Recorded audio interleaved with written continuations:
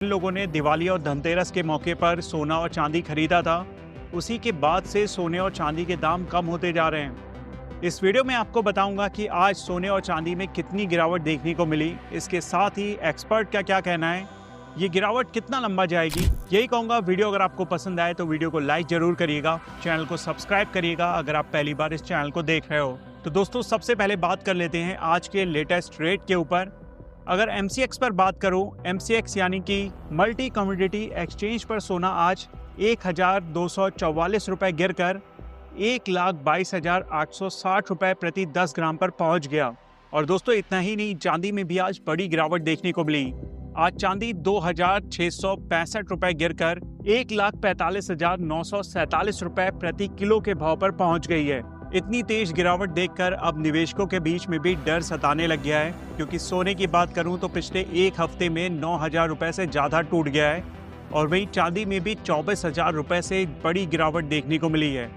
पिछले 15 साल में ये दोनों एसेट में सबसे बड़ी गिरावट रिकॉर्ड की गई है। अब सवाल ये भी उठता है कि आखिर ये सोना और चांदी इतनी तेजी से क्यों टूट रहे हैं, और क्या अब यहाँ से ये जो ट्रेंड है ये बदलने वाला है। तो देखिए, एक्सपर्ट इसके ऊपर बताते हैं सोने और चांदी की ये जो गिरावट है गिने चुने 4-5 कारणों से देखने को मिल रही है। एक्सपर्ट सबसे पहला पॉइंट बताते हैं कि भारत और अमेरिका के बीच में ये जो ट्रेड वॉर चल रहा था, हो सकता है आने वाले दिनों में खत्म हो जाए। ऐसा खबरें आने लगी हैं कि अमेरिका भारत के ऊपर जो 50% का टैरिफ लगाए हुए है उसे हटा देगा, उसको घटाकर 15% कर देगा। जैसी ये खबर मार्केट में आई है, इसका असर हमें सोना और चांदी दोनों के ऊपर देखने को मिल रहा है। इसके साथ ही एक्सपर्ट ये भी बताते हैं कि भारत में जो फेस्टिव सीजन था वो अब खत्म हो गया है।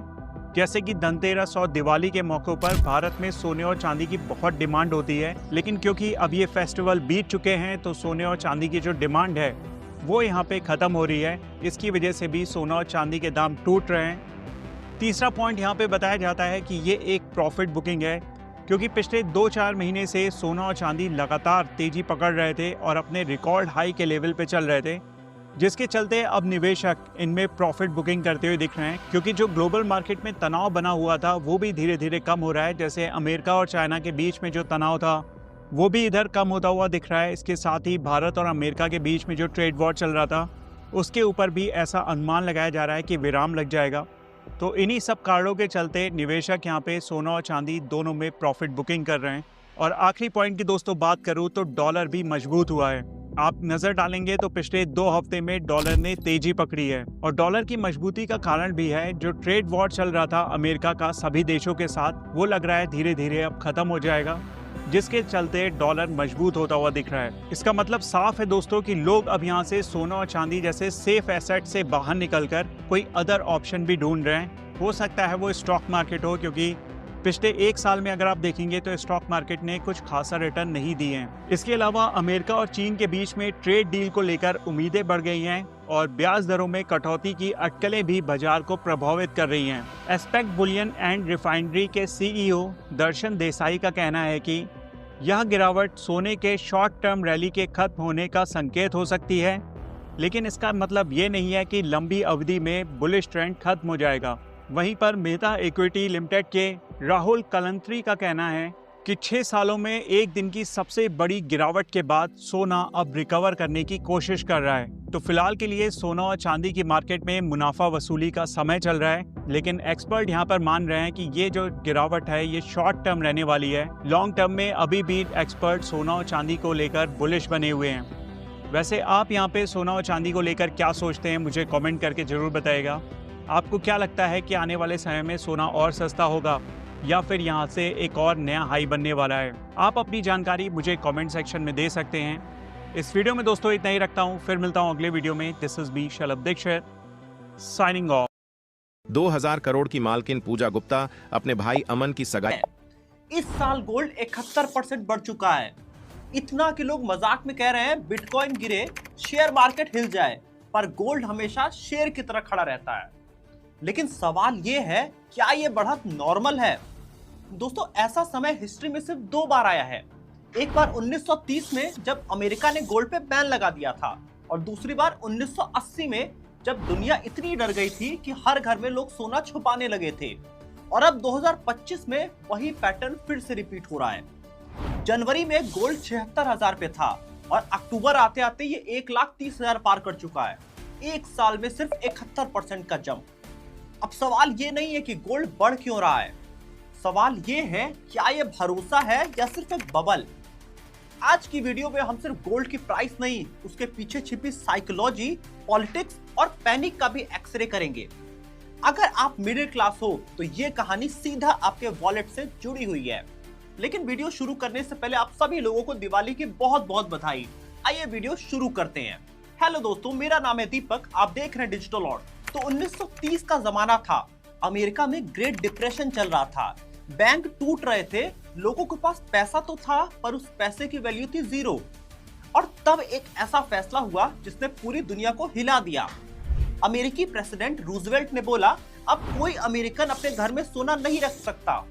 सोचिए जरा, जहां लोग रोटी के लिए लाइन में खड़े थे, वहां उन्हें अपना गोल्ड सरकार को देना पड़ा। गवर्नमेंट ने गोल्ड सिर्फ $20 पर आउंस में लोगों से खरीद लिया और अगले ही महीने प्राइस को $35 कर दिया। एक रात में 69% का जंप। यानी पब्लिक का गोल्ड लिया और वैल्यू बढ़ाकर प्रॉफिट कमा लिया। पर असली बात यह नहीं कि गोल्ड छीन लिया गया, असली बात है लोगों ने अपना ट्रस्ट दे दिया। क्योंकि जब भी दुनिया में क्राइसिस आता है, लोग करेंसी नहीं खरीदते, भरोसा खरीदते हैं। चाहे 1930 हो या 2025, जब भी कॉन्फिडेंस गिरता है, गोल्ड चमकने लगता है। इसका दूसरा एग्जांपल हमें 70s में दिखा। 1978 से 1980 तक दुनिया में महंगाई और डर दोनों का तूफान था। दुनिया में ऑयल क्राइसिस चल रही थी, दूसरी तरफ ईरान का रिवॉल्यूशन चल रहा था और अफगानिस्तान में यूएसएसआर का अटैक हो रहा था। और बीच में एक ही सेफ वर्ड घूम रहा था, गोल्ड।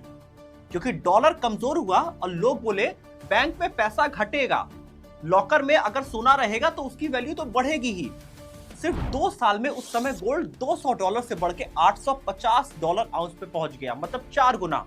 इंडिया में भी सीन सेम था, 700 रुपए से 1330 रुपए पे गोल्ड चला गया 10 ग्राम की वैल्यू।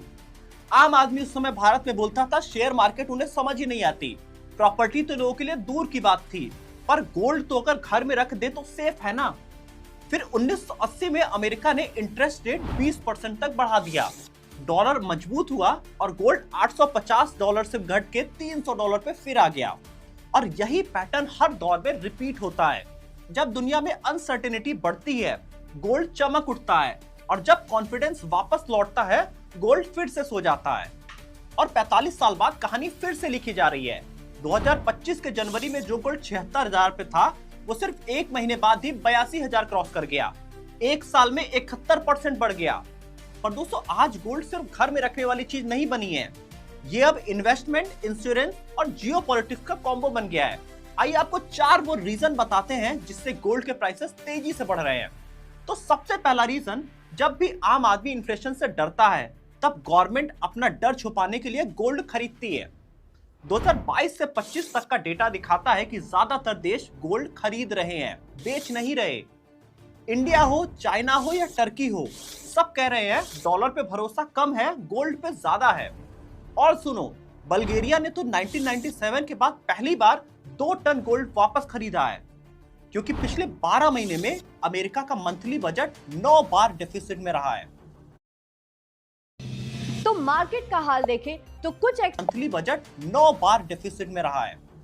यानी दुनिया कह रही है डॉलर की कल अनसर्टेनिटी है, तो थोड़ा सोना एक अलग से रख लो। ये सिर्फ रिजर्व नहीं, बैकअप प्लान ऑफ सर्वाइवल आज के डेट में बन चुका है। दूसरा रीजन, अब गोल्ड सिर्फ लॉकर में लोग नहीं रखते, मोबाइल में रखते हैं। 2024 के मुकाबले गोल्ड ETF में इन्वेस्टमेंट 578% बढ़ा है।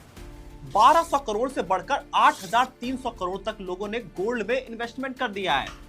लोग कहते हैं लॉकर में सोना रखो तो सिक्योरिटी गार्ड चाहिए, लेकिन अगर फोन में रखो तो ग्रोथ मिलती है। ये डिजिटल गोल्ड एक नया भरोसा आज बन गया है, जिसमें वेट नहीं, डेटा होता है, और जहां हॉलमार्क की जगह लिखा होता है वेरीफाइड बाय मार्केट। अब मिडिल क्लास के लिए सोना सिर्फ शादी का नहीं, EMI का भी सॉल्यूशन बन चुका है। तीसरा रीजन समझिए, जियोपॉलिटिकल टेंशन। दोस्तों, जब दुनिया का नक्शा हिलता है, गोल्ड चार्ट ऊपर चला जाता है, जैसा मैंने आपको बताया।